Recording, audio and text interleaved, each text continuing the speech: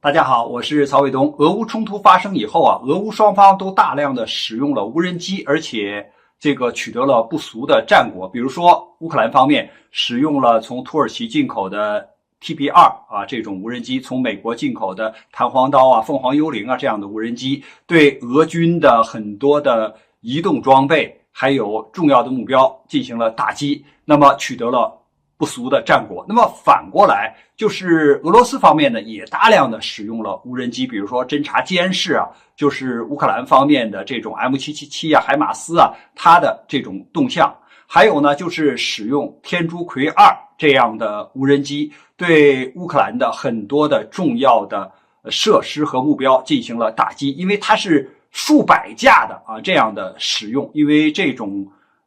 无人机的造价相对比较便宜，所以它可以大量的使用，那么也取得了很好的战果，因为它的打击效果和口径这种巡航导弹的打击的威力差不多，但是成本要低得多。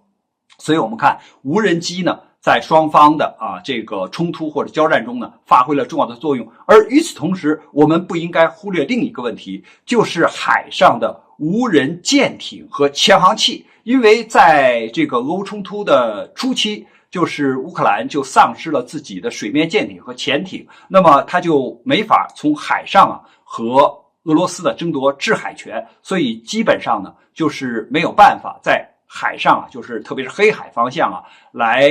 就是阻止俄罗斯来使用它的这个海上的力量。那么我们假设就是如果乌克兰有大量的这种无人的船艇和潜航器，那么它就可以在就争夺制海权方面和俄罗斯进行比较强的这种博弈和较量。比如说它如果有这种比较大型的无人的就是潜航器和这个水面的艇的话，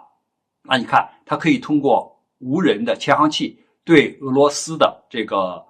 军港进行布雷，那么可以阻止俄罗斯舰艇的这个出航。还有一个呢，它现在仅仅是用这种小型的无人舰艇，就是来跟踪监视俄罗斯黑海舰队的这些水面舰艇，来给就是反舰导弹指示目标。那么如果它有比较多的这样的这个无人的船艇，它就可以不但执行侦察监视任务，还可以在一定的程度上就是和无人机水下的潜航器形成一个无人的作战平台，然后呢这么一个编队来就是抗衡俄罗斯的黑海舰队。那当然它的这个争夺制海权的能力就有相应的提升，特别是它部署了这样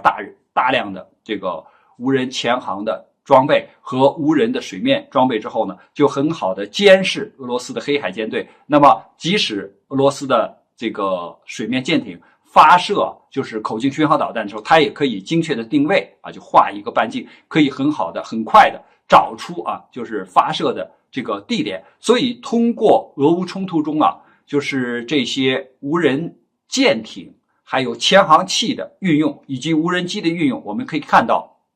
就是未来其他各国在发展无人的潜航器无人的船艇的时候呢，应该就是提高他们的这种就是对抗的能力、体系的能力，以及自己就是发挥功能多、效率高，还有就是灵活性强这样的特点来发展自己的这个无人的艇和无人的潜航器，这样就可以形成更强的战力。那么我认为呢，在未来无人艇和无人潜航器的发展上可能会聚焦就是转型和智能两个方面。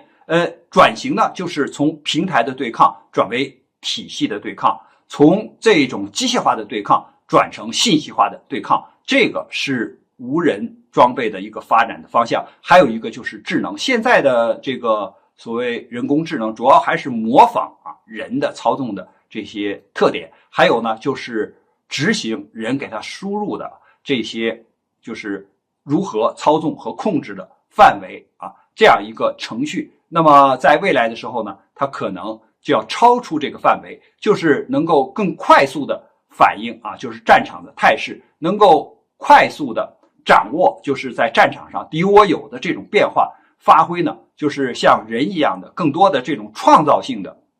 这种思维，更灵活的、快速的反应的这种选择的能力，这个呢可能是未来发展的方向。关于这个话题呢，我们今天就聊到这儿，感谢大家观看本节目，我们下期节目再见。